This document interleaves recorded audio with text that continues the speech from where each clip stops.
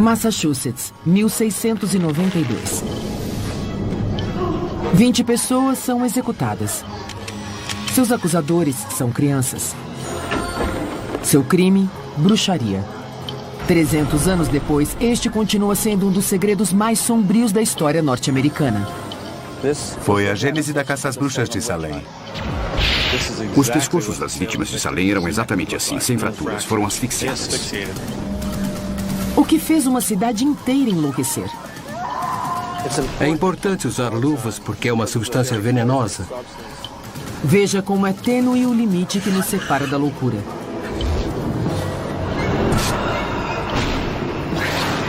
É assustador. Descubra a verdade por trás do terror. São 300 anos de acobertamento político. Do terror que cercou o julgamento das bruxas de Salem em Reescrevendo a História.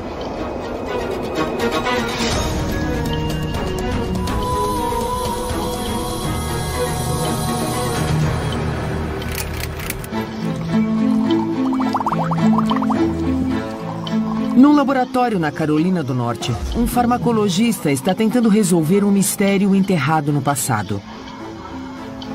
Ele está atrás de um vilão que pode ter sido responsável por um ano inteiro de reinado do terror. O julgamento das bruxas de Salem.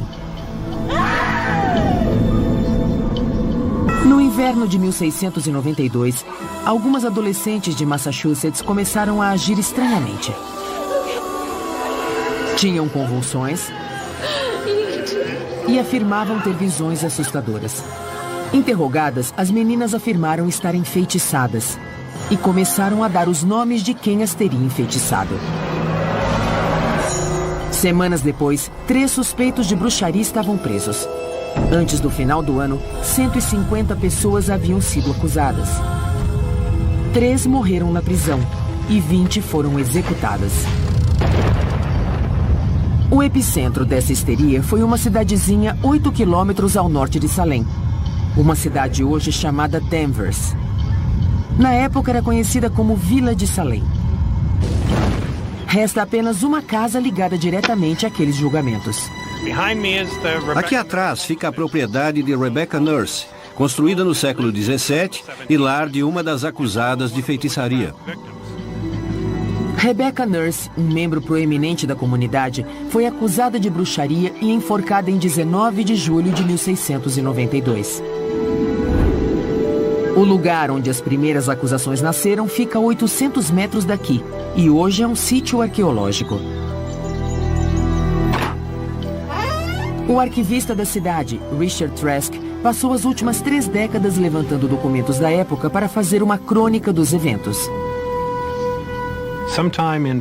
Durante o mês de janeiro ou início de fevereiro, algumas garotas que moravam na casa de Samuel Parris começaram a ter convulsões ou algum tipo de ataque. Primeiro, as filhas de Parris acusaram Tituba, uma serva caribenha que era conhecida por praticar uma religião não cristã. Tituba era um alvo previsível do puritanismo. Mas outros casos de convulsões e de acusações de bruxaria começaram a se espalhar pelo condado de Essex, e cada vez mais cidadãos foram engolidos pelo turbilhão. Até um reverendo, George Burroughs, um homem de Deus, foi acusado de consórcio com o demônio. O governador do estado de Massachusetts não interferiu enquanto as sentenças se sucediam. O sistema legal vigente na época falhou.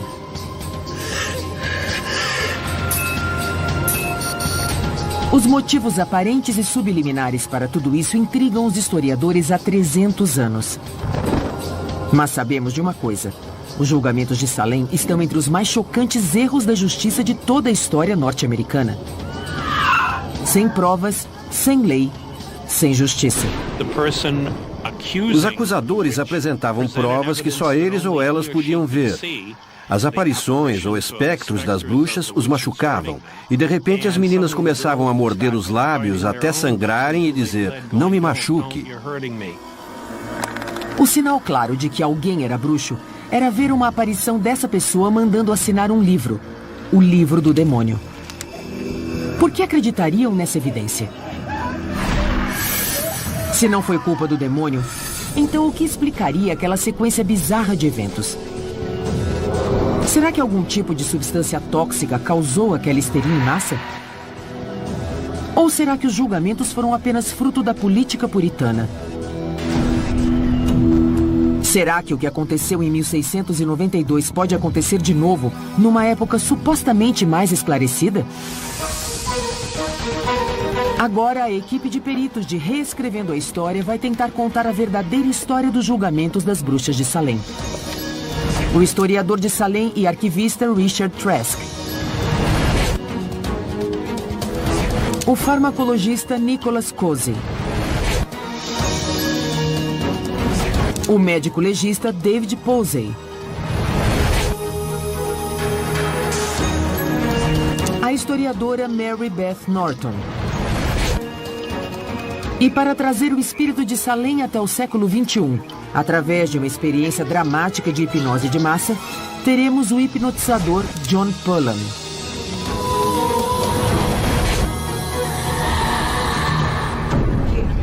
Para compreender como 20 homens e mulheres podem ter sido acusados e executados sem um processo legal, precisamos entender o clima dos Estados Unidos no século XVII.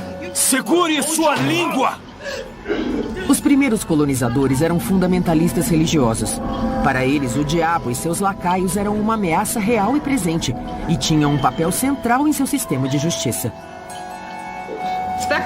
Um espectro era convincente para a corte.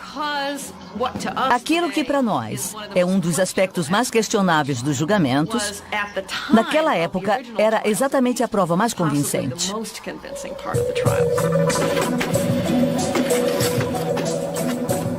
Mary Beth Norton, professora de História da Universidade de Cornell, estudou milhares de documentos da época dos julgamentos. Neles, ela encontrou repetidas referências a uma coisa que ninguém tinha notado. O que eu descobri foi que os habitantes da Nova Inglaterra morriam de medo dos índios. Em 1692, os colonos de Massachusetts viram-se em meio a uma guerra brutal contra os índios Wabanaki. Foi um choque épico de culturas, a gênese de uma guerra que duraria mais 200 anos. Para os puritanos, era equivalente a lutar contra o demônio. E nos primórdios das guerras contra os índios, não havia como saber quem venceria.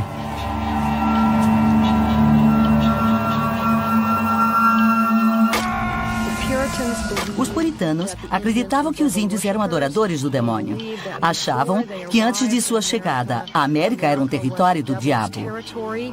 Então, foi muito fácil para eles verem uma ligação entre a ameaça dos índios e a ameaça do demônio. Quando as garotas de Salem começaram com aqueles problemas estranhos, muitos moradores devem ter achado que a guerra contra Satã havia aberto uma nova frente. A crise começou a se espalhar quando outras meninas da comunidade também começaram a ter ataques. Algumas delas tinham vindo da região em guerra contra os índios e começaram a acusar as pessoas que elas achavam que tinham colaborado com os índios.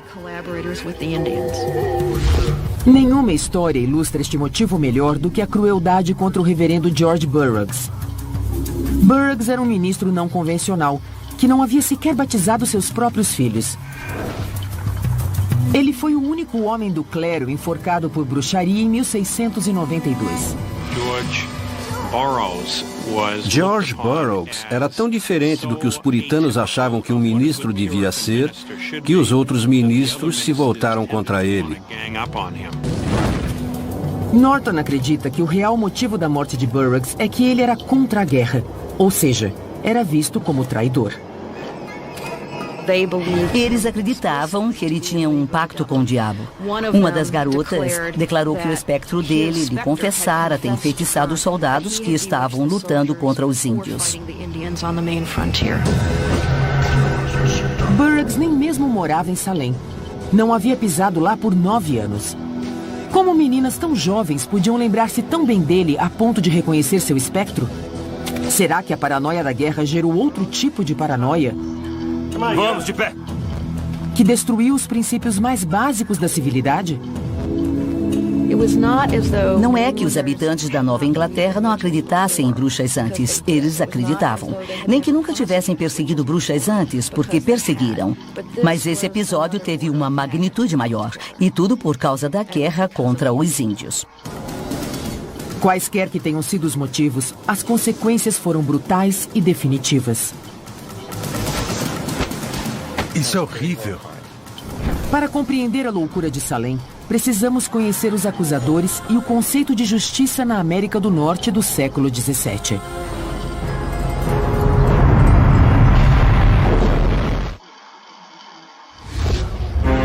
Os julgamentos de Salem transformaram-se numa metáfora de histeria, intolerância, insanidade. Pode a loucura ser explicada? E por que alguém confessaria ser um bruxo? Para entender a pressão que pode levar alguém a confessar, precisamos voltar no tempo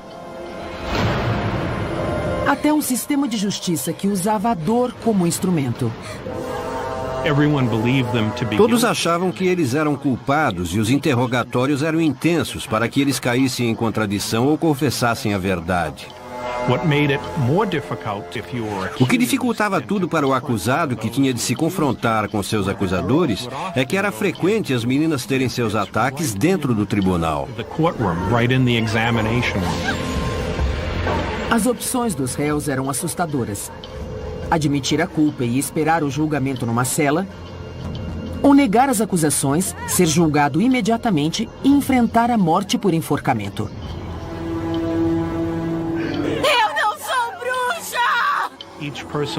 A pessoa tinha de subir na escada, era amarrada e a escada era puxada.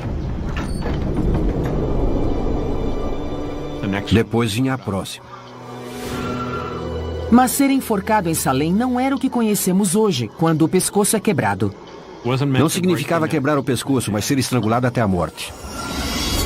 Reescrevendo a história, pediu ao especialista em traumatismos, Dr. David Posey, para avaliar a diferença entre as execuções de Salem e os enforcamentos modernos que acontecem assim. Vai, pode soltar. Dá para ver a lesão no pescoço. Deve ser uma morte relativamente rápida, porque o pescoço é quebrado. Os supostos bruxos de Salem tiveram um final bem mais doloroso. Estas são radiografias de duas vítimas diferentes. A da esquerda foi morta pelo método moderno de enforcamento. A da direita é uma vítima de suicídio. Na radiografia da esquerda, existe uma clara separação das vértebras, o que indica que o pescoço quebrou. A fratura é na C2, C3, e é claro, isso causaria morte instantânea. Isso é horrível. É horrível, mas é uma morte mais humana e mais rápida do que das vítimas de Salem. Já o raio-x da direita, o do suicida, nos mostra como os bruxos de Salem devem ter morrido. A cabeça se inclina para trás e as vértebras do pescoço se expandem. Mas os ossos ainda ficam intactos e a morte é muito demorada. Quando a pessoa perde a consciência, quando se enforca, o pescoço vira para trás. Dá para ver as dobras aqui, mas o importante aqui é o fato de que o indivíduo foi asfixiado, estrangulado.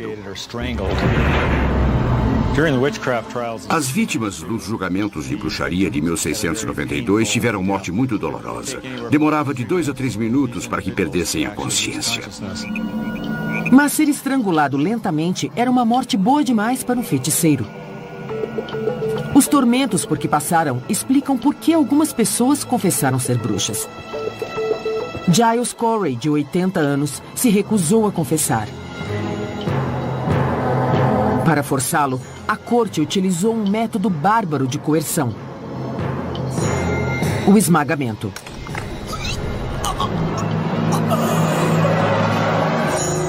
Depois de uma semana de tortura, ele morreu. Que tipo de morte Corey teve? Para descobrir isso, reescrevendo a história está recriando aquela terrível forma de tortura. Será que Corey foi esmagado assim antes de morrer? Para descobrir exatamente quanto peso uma pessoa pode suportar, trouxemos um paramédico e um dublê profissional. Bem, Ryan, você vai dizendo como está se sentindo. E se em algum momento sentir que não pode mais respirar, avise que nós paramos imediatamente. Tudo bem.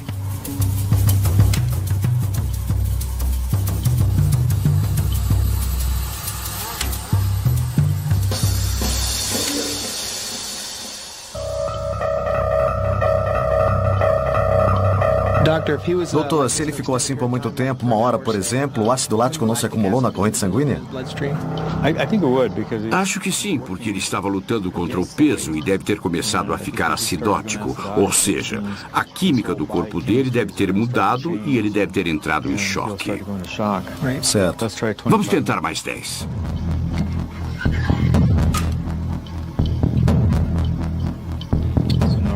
Agora temos 70 quilos. Está tudo bem aí, Ryan? Mais ou menos.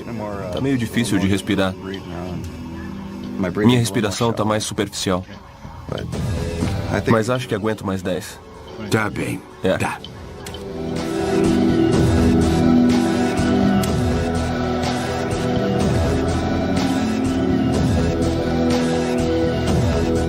Me diga como está agora. Minhas costas estão doendo agora. Tem muita pressão nas costas. A respiração está igual. Meus braços estão formigando.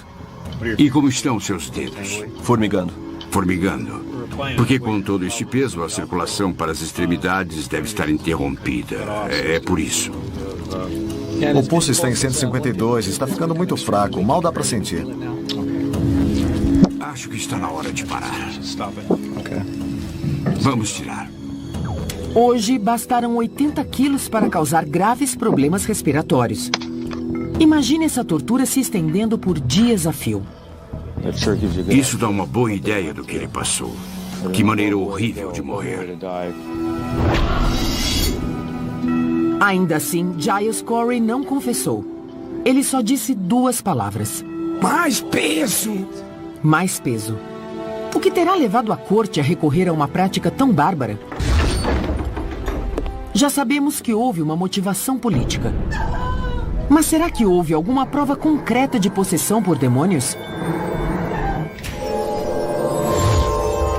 Só há uma coisa nos julgamentos de Salem com que todos concordam.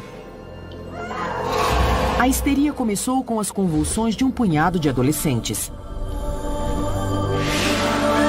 Foram esses sintomas físicos que justificaram os fatos terríveis que se sucederam. Mas o que terá causado aqueles ataques tão violentos a ponto do médico local ter certeza de que não havia remédio e atribuí-los ao demônio? Há 3 séculos, cientistas e historiadores procuram a causa dos sintomas das meninas e da loucura que isso gerou. Cada nova geração aparece com uma teoria nova.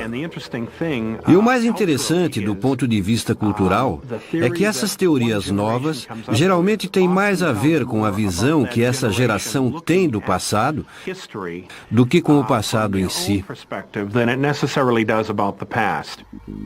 No século XIX, a teoria corrente era de que as meninas fingiram, e os juízes condenaram os bruxos para que o Estado pudesse pegar suas terras. Mas essa teoria não é referendada pelos documentos da época. Quando você era acusado e condenado por bruxaria, os seus bens móveis podiam ser confiscados. Mas os seus bens imóveis, ou seja, suas terras, não eram confiscadas. O arquivista Richard Trask encontrou provas disso em 2 acusados de bruxaria.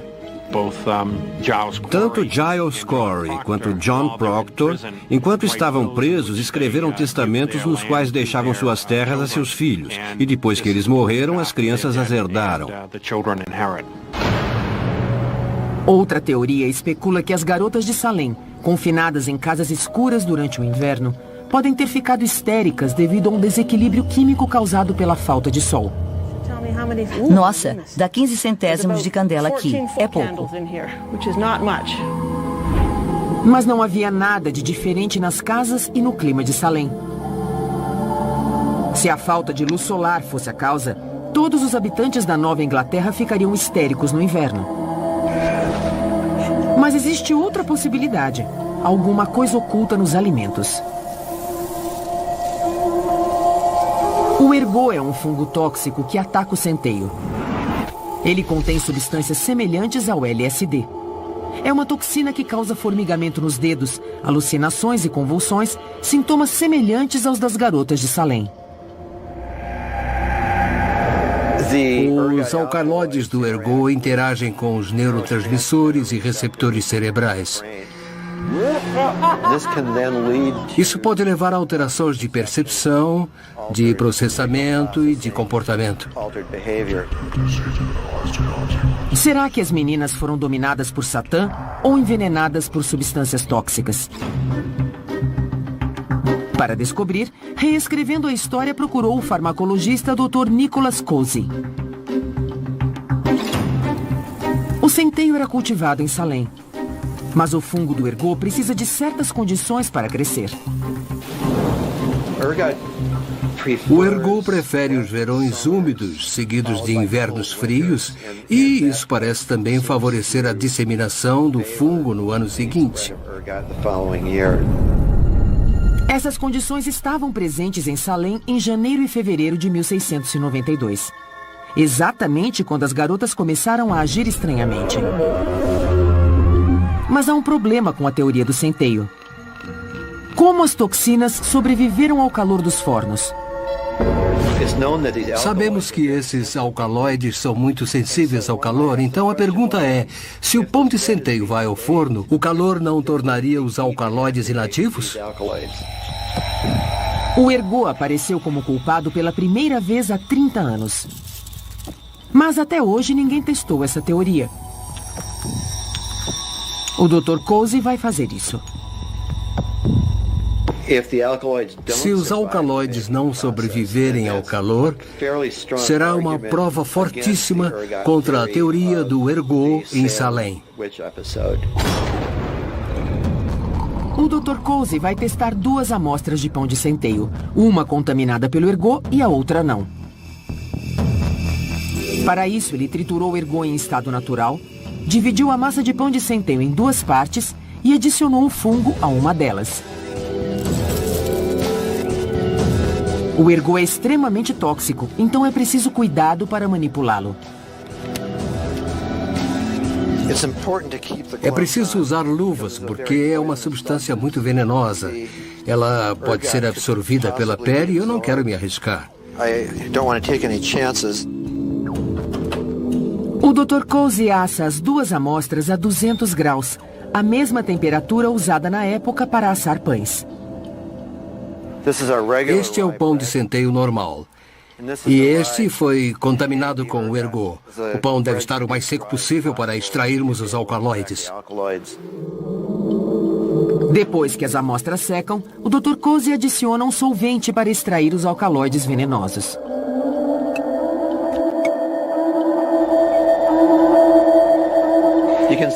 Dá para ver um pouco de vapor aparecendo aqui. Qualquer substância que extrairmos ficará acumulada nesse frasco redondo. 2 dias depois, chegamos ao estágio final da nossa experiência. Em cada extrato, ele adiciona uma substância que vai ficar azul se houver alcaloides presentes. A reação ao ergot puro é assim. Mas e se o ergot estiver misturado no pão? Não está tão escuro quanto a ergotamina pura, mas a cor está meio azulada, roxeada, o que mostra que pelo menos alguns alcaloides sobreviveram ao calor. Para confirmar se há toxinas presentes, ele faz um teste a mais. Qualquer alcaloide suspeito vai brilhar quando exposto à luz ultravioleta. Se o fungo tiver sido destruído, não veremos nada com esta lâmpada. Olha lá, Deu certo. está brilhando, ainda está aqui. Isso mostra que o pão contaminado ainda contém alcaloides de ergot. Embora o calor possa destruí-los, alguns sobreviveram. A nossa experiência com o pão mostrou que o fungo do ergot pode sobreviver a altas temperaturas. Mas será que o que aconteceu em Salem há 300 anos foi envenenamento? O ergot causa vasoconstrição, interrompendo a circulação das extremidades. Isso causa formigamento nos dedos dos pés e das mãos. Com o tempo, pode até causar gangrena. Se uma pessoa ingere muito ergot, os tecidos vão ficando pretos. E se você bater os dedos em alguma coisa, eles caem. Embora muitos dos sintomas descritos pelas garotas sejam semelhantes aos do envenenamento por ergot, não houve nenhum caso de gangrena. Os sintomas só durariam tanto tempo se as pessoas estivessem consumindo ergot continuamente. E, se isso fosse verdade, deveria ter havido outros sintomas, como a gangrena naquelas garotas de Salem. Tentar jogar a culpa do episódio de Salem num fator biológico não funciona. Nossa investigação mostrou que algumas garotas podem ter sido envenenadas por ergot no começo. E isso talvez tenha dado início à histeria. Mas o ergot não pode ter contaminado toda a cidade durante um ano inteiro. O que aconteceu em Salem deve ter tido outra causa, que talvez não tenha raízes na biologia, mas sim no recôndito da mente humana. Será que alguma coisa adormecida dentro de nós pode levar a fantasias tão absurdas?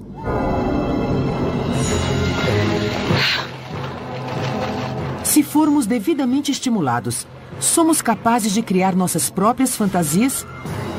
Estou com uma sensação esquisita. Meus olhos estão cheios d'água.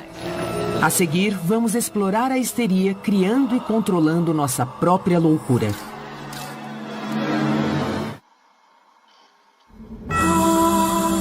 No inverno de 1692, a comunidade puritana de Salem explodiu quando um punhado de adolescentes sucumbiu a um mal desconhecido. Como um grupo de pessoas comuns se convenceu a passar um ano todo caçando bruxas? Será que uma coisa assim pode se repetir nos dias de hoje? Reescrevendo a história, decidiu descobrir isso através de uma experiência grupal.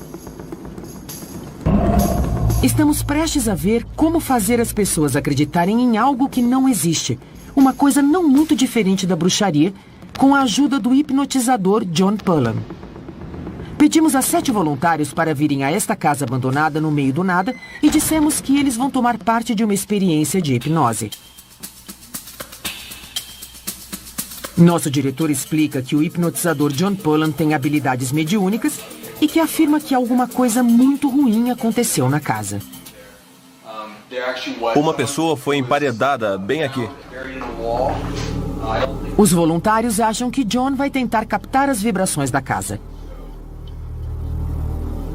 A verdade é que ninguém morreu aqui.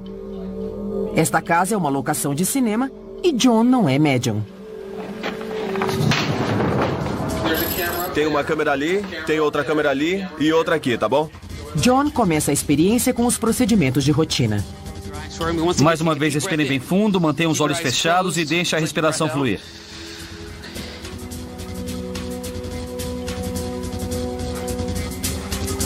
E então finge captar a presença de um espírito. Por favor, espere um minuto. Quando você quiser. Atenção, rodando. Tá, me dá mais uns 30 segundos e a gente começa. Essa técnica é conhecida como o poder da sugestão. Se John, o paranormal, está captando algo, os demais vão captar também? Este lugar é ruim. Preciso ficar sozinho. Tudo bem. John aumenta a tensão, discutindo para que todos ouçam. Olha, eu sei que alguém foi morto aqui. Não tente me enrolar. Me dá um minuto, droga. John. Me dá um minuto.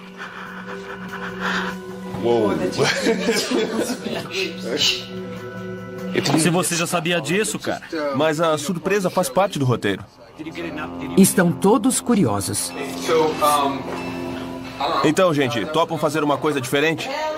Tem certeza? Tem início a fase 1 do nosso workshop de assombração. Alguém tem problema com esse tipo de coisa?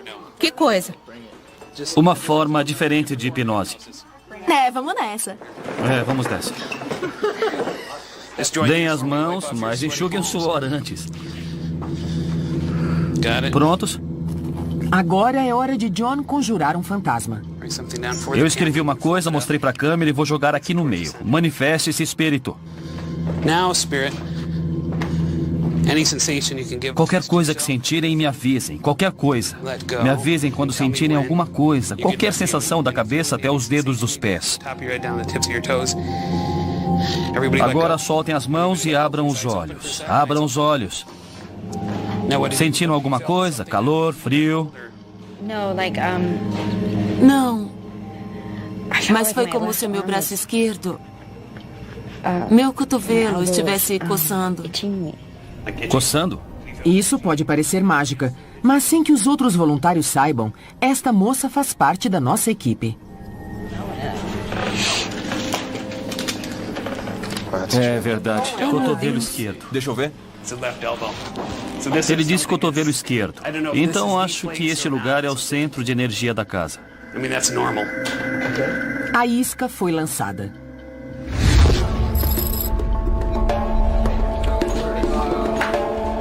Fase 3. Os voluntários vasculham a área. Eles passam a procurar o fantasma ostensivamente.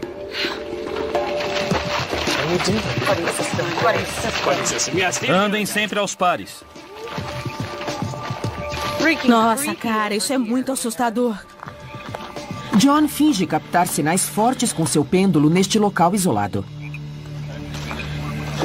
Vamos parar aqui. Está se mexendo sozinho.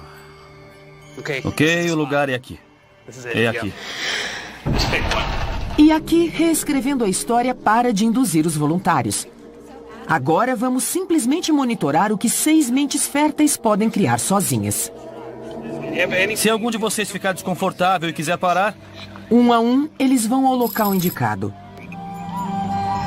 Nós temos certeza de que ali não há nenhuma energia psíquica. Nada, Andy? Não captei nada. Nada estranho? Não. Nada mesmo? Não senti nada. Venha comigo. Voluntário 1. Nada. O pêndulo de Trevor se mexeu. Ele capta alguma coisa. Está mexendo? Foi quando os cachorros latiram. Mexeu quando os cachorros latiram e parou. Quando os latidos paravam, o pêndulo parava. Eu ouvi o som da água atrás de mim. Não foi água corrente como um rio, mas como uma torneira.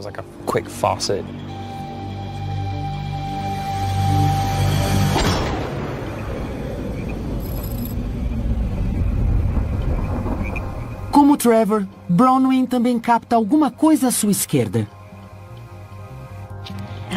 Eu estava sentada e senti uma pontada fria nas costas. Eu tentei ignorar, eu não tinha certeza do que era. Então, de repente, eu senti que eu devia olhar para lá. E eu pensei ter ouvido vozes, como 2 crianças no mato. O quê? E eu vi uma luz. Você não disse isso antes. Poxa, valeu, cara. Cada membro do grupo alimenta a fantasia do outro. Ou o espírito ficou mais forte, ou Bob está sucumbindo ao poder da sugestão. Sentiu alguma coisa? Não, só os meus ouvidos estalaram. Seus ouvidos? É. Como se estivesse no avião. Aconteceu algumas vezes, não apenas uma. O pêndulo começou a oscilar de um lado para o outro e depois em círculo, e aí meus ouvidos começaram a estalar. Foram umas 4 ou 5 vezes. Sim, é para frente e para trás. Não, é direita e esquerda. Você é mulher? Você é mulher? Você é mulher? Você é mulher? Eu tô me sentindo esquisita, meus olhos estão cheios d'água. John bota mais lenha na fogueira. Quer parar? Não, eu tô bem. Foi o espírito da casa que te machucou? Foi o espírito que está naquela casa que feriu você? Isso foi um sim. Vamos voltar. Ai, que esquisito. É outro espírito. Pegue seu lanterna. Que loucura! A gente perguntou, foi aquele espírito que está na casa? Foi ele que machucou você? E começou a balançar para frente e para trás. Foi um sim. E de repente uma sensação tomou conta de mim. Meus olhos se encheram de lágrimas e aí a gente parou. Mas foi real. Deve ter sido incrível. Eu queria sentir uma coisa assim. Nosso último voluntário está pronto para sua experiência espiritual. Alguma sensação, algum movimento? Não. Não se mexeu? Nenhuma sensação, nada? Mas ele parece se sentir culpado por não ter captado nada. Eu não senti nada e o pêndulo não se mexeu. Você não viu nem sentiu nada? Nada. Por favor, levante a mão quem sentiu alguma energia boa ou ruim. Ou a presença de algum espírito aqui neste exato local. Alguém sentiu? Eu senti. São 3. Quem sentiu alguma coisa naquele lugar lá fora? Eu senti uma coisa. Os 6 voluntários acreditam piamente na presença de um espírito, até mesmo quem não captou nada. Tem alguma coisa estranha neste lugar. Em apenas 5 horas, criamos um grupo de pessoas que acredita estar na presença de um espírito. Será que foi o mesmo processo que levou os moradores de Salem a acreditarem em bruxaria? Ouviram falar das bruxas de Salem? Hoje fizemos um teste com vocês. Me desculpem, eu sou John Pullum, um hipnotizador. Eu não vejo gente morta e nem falo com espíritos. Isso é cenário de um filme. Ah, meu Deus! Eu não sei porque seus ouvidos estalaram. Sentiu arrepio, sentiu frio, mas está frio lá fora. Ela chorou. E ela chorou, e por quê? Por causa dos espíritos. Estou aliviado por vocês estarem rindo disso. Uau!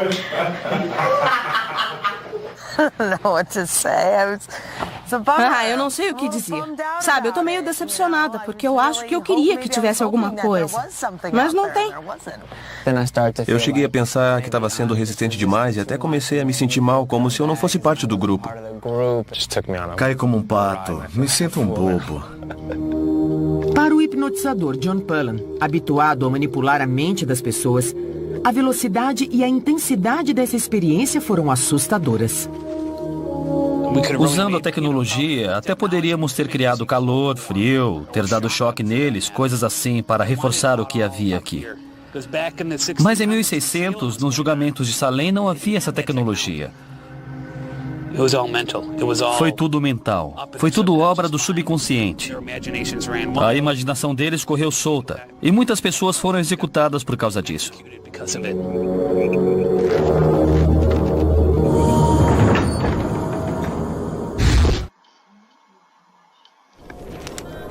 Será que aquelas garotas foram manipuladas por seus interrogadores?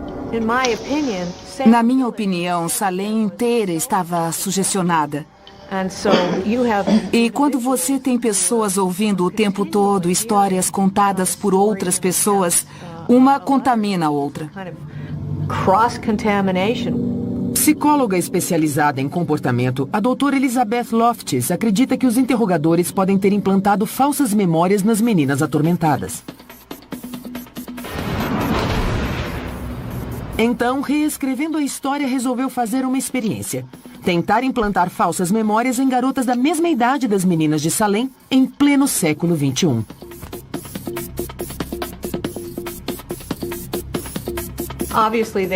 É claro que não havia fotomontagem em Salem, mas certamente havia outras maneiras de sugestionar pessoas. As garotas foram expostas a essas outras formas de sugestão, e isso pode ter contaminado ou distorcido a memória delas. Primeiro coletamos fotografias das famílias de várias garotas. Depois, nosso artista gráfico, Patrick Martin, alterou as fotos numa tentativa de manipular o passado. Neste caso, as crianças estão no Monte Rushmore, mas nunca estiveram lá fisicamente. Queremos ver se as convencemos de que elas estiveram lá. Então, nós as cortamos e inserimos outro fundo com o Monte Rushmore. Talvez eu tenha ido lá, eu não lembro direito. Aqui colocamos um professor imaginário em meio às crianças numa festa de aniversário. Era um aniversário? Era a festa de aniversário da Ella. E quantos anos ela fez? Você se lembra? Ela tinha 5, mas estava fazendo 6. Não é legal ver todos os seus amigos e também o seu professor? Quando mostravam resistência, as meninas eram conduzidas gentilmente a um passado fictício. O que você acha do Monte Rushmore? Ele é super legal e simboliza o nosso país e os nossos grandes líderes. Então, provavelmente, esta foto foi tirada nas férias, certo? Uma semana depois, chegou a hora de ver se as falsas memórias tinham criado raízes. Spice ainda não parece à vontade com aquele professor na festa de aniversário. E ele levou um presente pra ela? Eu não lembro. Foi um livro de matemática? Ou um presente legal? Com certeza foi legal. Legal, pelo menos isso, já que ele não estava fantasiado, pelo menos ele trouxe um presente. Mas é óbvio que ela não está totalmente convencida da versão que nós criamos. Eu não me lembro de ter ido ao Monte Rushmore, mas eu devo ter ido porque tem uma fotografia. Agora, Alyssa acredita que esteve no Monte Rushmore. Ela disse, acho que fui porque tem uma foto minha lá. Então ela está realmente acreditando que isso aconteceu. Esta falsa memória implantada pegou. E agora, a mente de Alyssa vai além. Você foi de avião a Dakota do Sul? Depois de esquiar em Utah.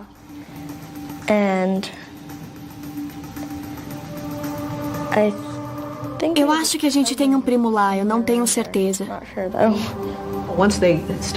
Uma vez que a falsa memória se instala, eles começam a adicionar detalhes e enriquecer a memória com muito mais detalhes do que nós usamos para implantar a falsa memória neles.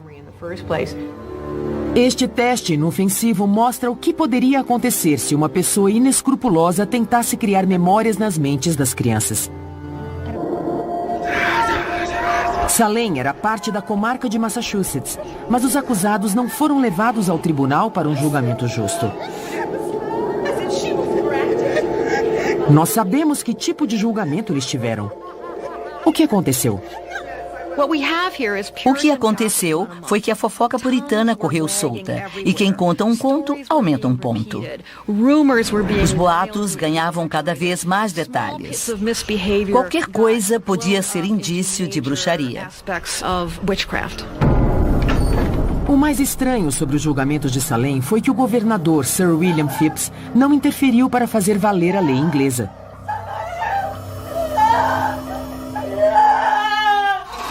Mas nós descobrimos um segredo. Enquanto a professora de Cornell, Mary Beth Norton, vasculhava os arquivos, ela encontrou estranhas declarações nas cartas do governador. Phips escreveu para a Inglaterra em outubro de 1692, afirmando que havia lutado contra os índios durante todo o verão e que só voltara recentemente. E que quando voltou e viu o que estava acontecendo, dissolveu a corte e acabou com os julgamentos. Achei isso muito suspeito. A professora passou meses checando as declarações de Phips na correspondência oficial e descobriu que ele estava mentindo. Descobri que ele ficou em Boston quase todo o verão. Além disso, em Londres, eu encontrei registros que provam que ele tinha encontros regulares com os juízes, que também eram membros do seu conselho consultivo. Então, ele tinha total conhecimento dos fatos e foi cúmplice deles. Reescrevendo a história, descobriu outro fato surpreendente, que ajuda a explicar a maior caça às bruxas da história norte-americana. Salem separou-se da comarca porque um novo governador devia favores a políticos locais. Foram 300 anos de acobertamento político. A investigação de Reescrevendo a História está mais perto de descobrir o misto de paranoia política que culminou nos eventos catastróficos de 1692. Primeiro, algumas garotas tiveram um mal misterioso. Talvez causado pela ingestão de pão de centeio contaminado por um fungo alucinógeno. É uma substância muito venenosa. Depois veio o medo que os puritanos tinham do demônio, estimulado pela ameaça constante de ataque dos índios Wabanaki, que, para os colonos, eram diretamente ligados a Satã.